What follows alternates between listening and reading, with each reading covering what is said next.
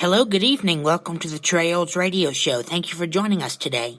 Today, my guest is actor Mr. Rick Kelvin Branch. Thank you, and join us in a few minutes. All right. Okay, my first question to you is, how did your career as an actor begin? How did you get started in this industry?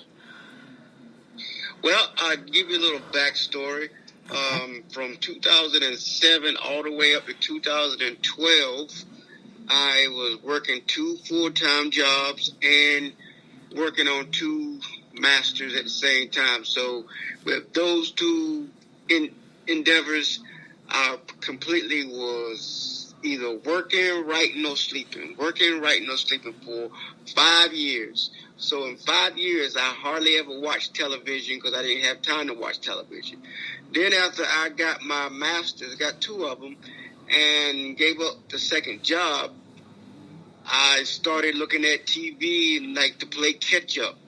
And I was looking at television, and of course I didn't have a social life because everything I did in the past 5 years was at work or writing or studying. So I really didn't, my social life got like cut to a nil. So when I graduated with my master's degree, I didn't know nobody, I didn't hang out nowhere, and I was watching TV. So I kept saying to myself as I was watching TV, I don't believe that. I can do that. I can do that better. I would be more convincing than that.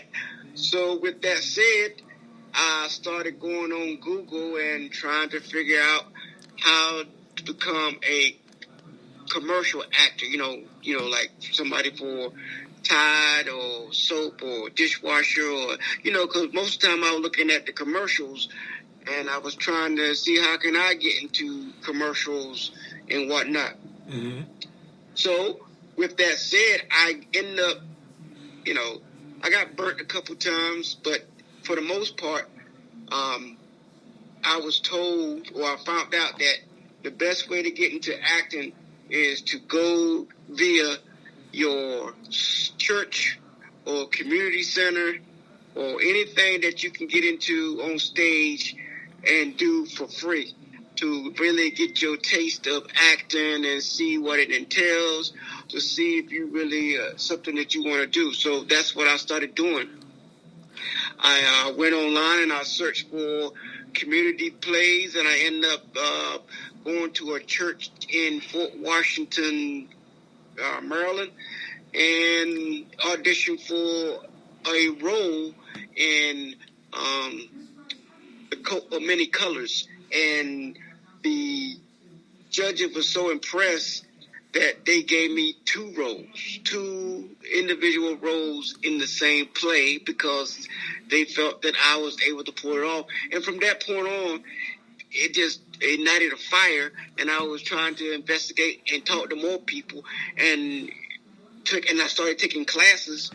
And one thing led to another. I was getting to some independent shows. I was doing some background, and and the more I was doing these background, people were watching, and then next thing you know, they started calling. They started calling me and said, "Well, I got this photo shoot or this commercial, which I think you would fit very well because you fit the demographic. You are 50 plus. I think I was 40 something then.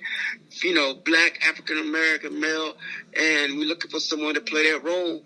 And one thing led to another.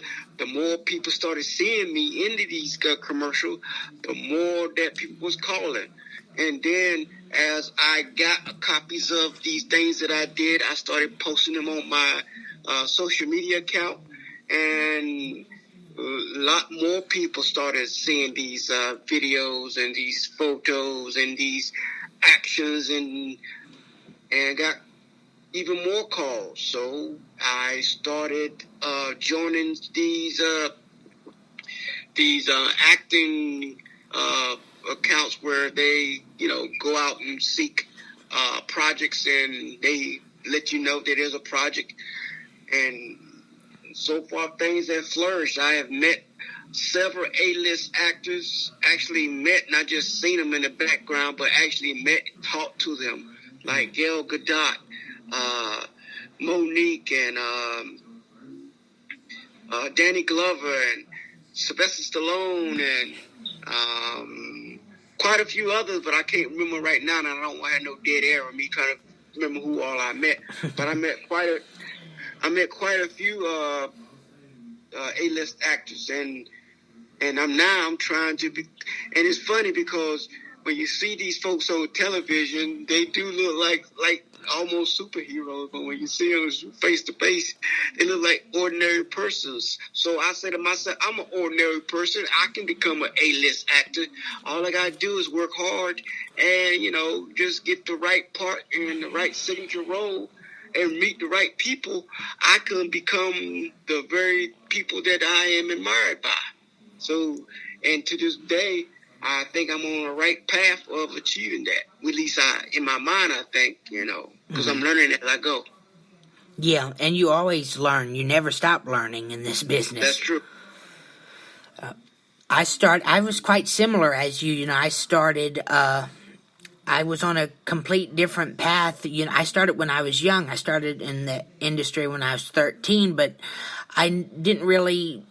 I just kind of fell into the business, and I've been in it ever since. I've been an actor. I've done theater. I've done film, independent films, voiceovers, radio, and then I've done writing screenplays and all of that. And similar, like you said, you found things with communities and churches and stuff. I worked with universities and their theater departments and their community centers and all that. So it's all about local, Yes. You got to have a foundation. You got to, like I said, a lot of people think it's all about getting in front of the camera and bam, I'm an actor. But this job is not by far glamorous. It may look glamorous when it's finished, but in the making, it is not glamorous at all. And you got to understand that before you pursue this, because there going to be some times when you go to a set, think you're going to do a quick 30 minutes and go. That 30 minutes is like 18 hours just to get by. You don't realize it is a lot of work. And God knows, hope you're doing this sitting down. And this not one of them shots that you outside in the elements or outside standing up all day long. I mean, it's brutal. It is brutal. Yeah, this business is I hate to say cutthroat business, but Yep. And it's not for everybody, I must say. You have to have a thick skin and be persistent. And this leads into my next question. What is the most challenging part of being in this industry? And from experience, for me, is rejection. Don't take rejection personally, Yeah. The good thing about it with this job right now, it's not sustaining me, so it's not like something I have to have. A lot of time is what I want to have. I have a day job, so it's cool. So if I don't get a booking, then yeah, it hurts, but it's not going like, damn, I needed this.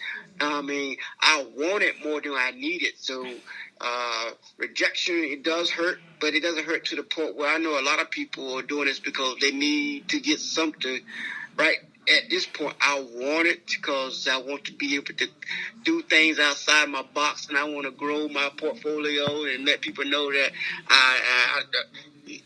I shouldn't be pigeon-toed into one type of character, because I've done just about a range of different types of characters, from the hardcore gangster to the lovable grandfather to, a whole bunch of characters. But to me, the hardest thing that I would say is the ability to do something on a regular basis.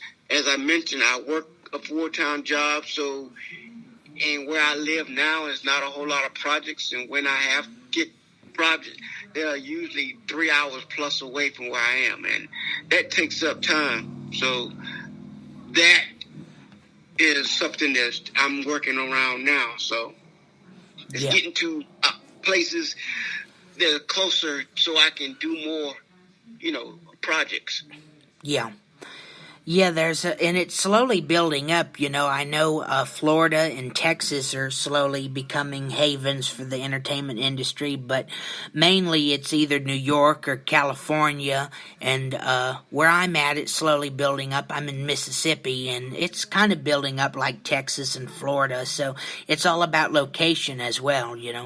Yes, yes, it is not. It's good to have an industry near to you because even though there are commercials for just about everything in your area, but it's hard to locate them, and this is a very competitive industry. So you need to be somewhere where there are frequent projects, so everybody can get a piece of it.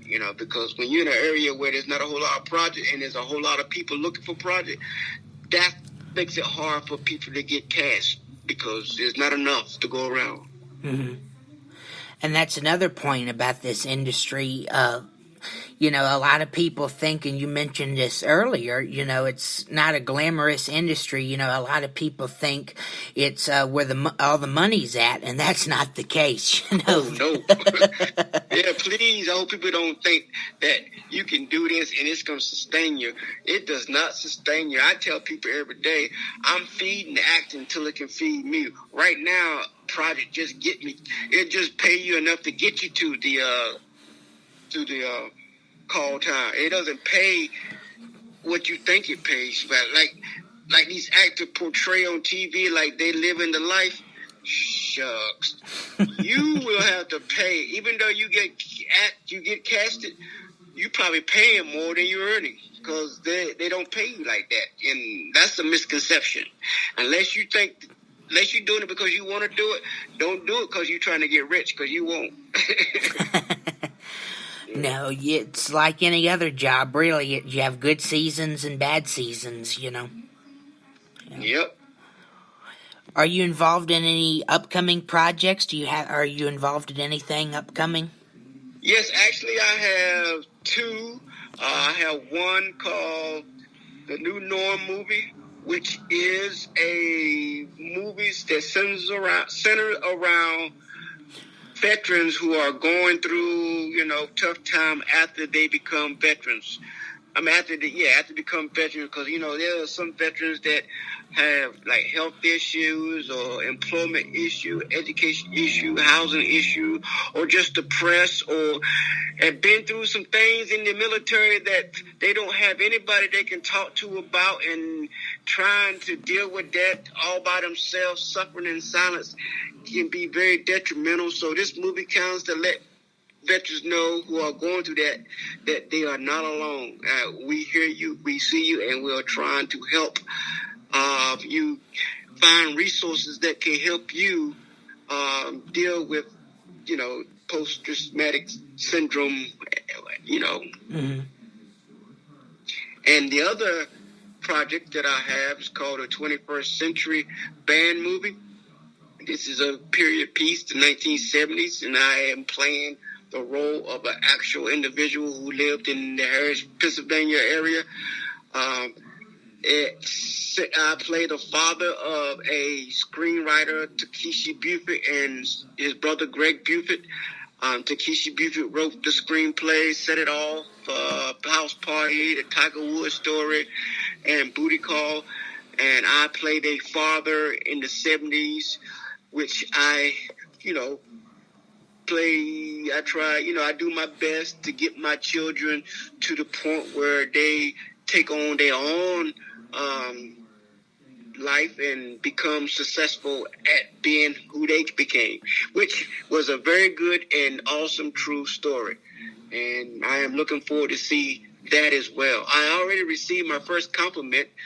I've heard from the director-producer that Takeshi Buford, one of the sons that I am portraying their father, saw a private screening of the movie, and they was excited how much I reminded them of their father. So that was the most ultimate compliment. That's almost as good as a Grammy to hear that you played a role and you made the family feel their father, and their father has long already been passed away. So that is the ultimate compliment right there. Absolutely. It's always great to hear feedback. The fans either, quite frankly, either make you or break you, and it's great. It's absolutely. Absolutely. Yeah. You're so true. My last question to you is, and we talked a little bit about it, but what are your words of wisdom to people who want to get in this industry? What is your advice to people who want to be an actor? Do not burn your bridges. Do not look at something and put your nose to it like, oh, I don't want to do that. That looks cheap. Do not burn your bridges, because you may turn down something today because you think you're too good for it. And that very individual who offered this opportunity to you in 2, 3, 4, 5 years from now could be having something grand, and guarantee you will be overlooked, because bad news travels faster than good news. Because that's the situation I'm in now, because back in 2017, I offered a part with a director, producer at the time. I guess he was small time, because we were just meeting. And I ended up playing a role for him. And to this day, he said, well, now we just already shot it, but he had told me while we were shooting that current film, he said, I wasn't even going to audition another person, because I already knew I wanted you to play this role. And this movie is going to be an awesome movie. And some people would have turned their earlier opportunity down because they think they're too big for it. I mean, shucks, you don't burn your bridges. I recommend, folks, if somebody call you, and if you can do it, by all means, do what you can to try to do it, because your name will travel farther than you will. Because if you let the producer, director, writer, composer know that you are willing to work, he's going to talk about you. He's going to tell good things to you, to other people. And those other people going to say, well, can you give me his number? Can you reach out to him for me? Then do not burn your bridges, because your name will travel. If you burn your bridges, your name will still travel, but it'll be a negative undertone on it. And then nobody won't call you. Yeah.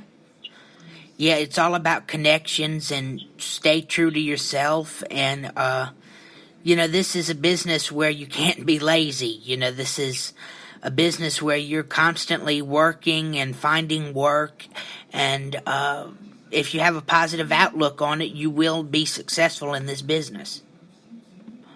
Yeah, absolutely. And you people got to realize, it looks glamorous once the final thing is edited and you can see it on the big screen, on the small screen. But you got to realize time is money. And it took a lot of money, a lot of time to look for the finished product.